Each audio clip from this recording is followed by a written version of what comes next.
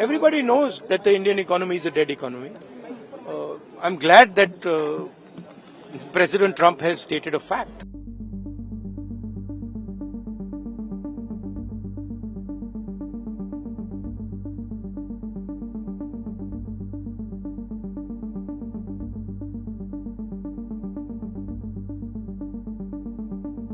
Everybody knows that the Indian economy is a dead economy. I'm glad that President Trump has stated a fact. What more do? Why are you asking this question? लेकिन 25% tariff लगाया plus penalty भी लगा दी Rahul ji. It is a dead economy. Are you people not aware of this? आपको ये मालूम नहीं है कि इंडियन इकोनॉमी डेड इकोनॉमी है?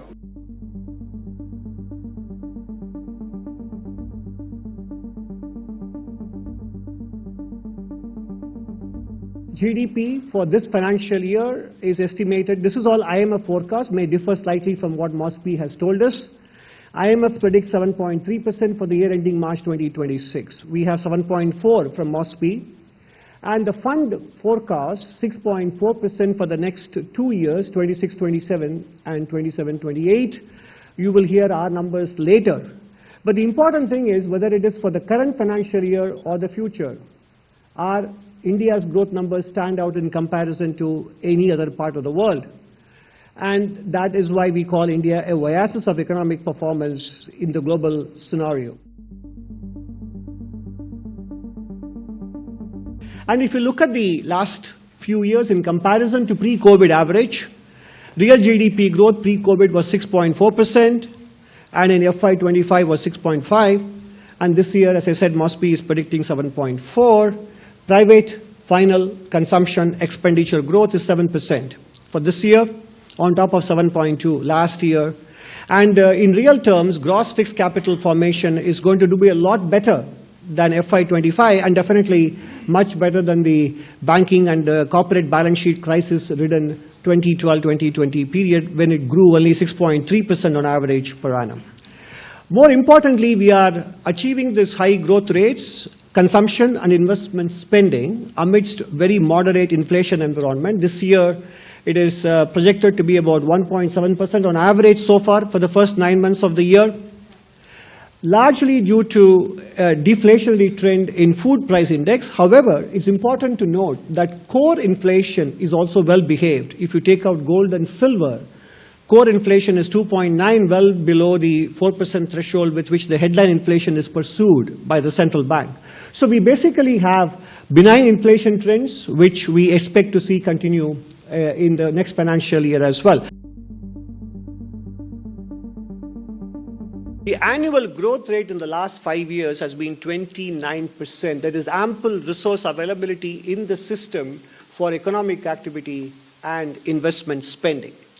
In the current financial year, the growth rate is 45% in the first 9 months compared to last year's 9 months. So overall, the resource availability augurs very well, and the resource mobilization as well for continued growth in investment spending and capital formation in the economy, and this is for the commercial sector, not government. The Forex reserves have more than doubled, compared to 11 years ago, from 341 billion to 701 billion. While much of it is due to lately the increase in gold valuations, definitely there is an increased accretion of foreign exchange currencies as well. Therefore, the import cover has picked up to nearly a year from 8.9 months in FY15. The current account balance is very well behaved, from 1.3% of GDP to now to about 0.8% in the first half of the current financial year. And external debt, which was 23.8%, is now down to 19.2%. So the external sector doesn't flash any warning signals as far as the macro picture is concerned. We achieved it through improvement in tax buoyancy, tax collections, while increasing and improving the quality of expenditure. Effective capex rate went up from 2.7 pre-COVID to 3.9% post-COVID as a percentage of GDP. And that is the reason why last year we got 3 credit rating upgrades, beginning with Morningstar DBRS in May, Standard & Poor in August, R&I investment ratings from Japan in September. And so we now have BBB from S&P, BBB plus from the other two, and also India's CAD Edge also rates Indian sovereign rating at BBB plus. External sector, the Forex reserves have more than doubled, compared to 11 years ago, from 341 billion to 701 billion. While much of it is due to lately the increase in gold valuations, definitely there is an increased accretion of foreign exchange currencies as well. Therefore, the import cover has picked up to nearly a year from 8.9 months in FY15.